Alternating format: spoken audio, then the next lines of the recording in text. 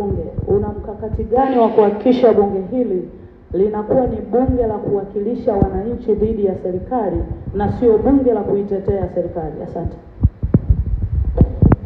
Mheshimiwa Mwenyekiti, bunge sio vita kati ya serikali na bunge.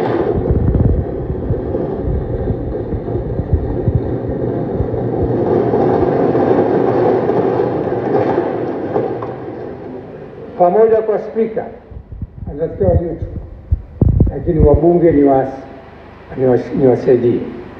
Kazi yetu sisi kuleta kero, shida za wananchi wetu kwenye taifa letu.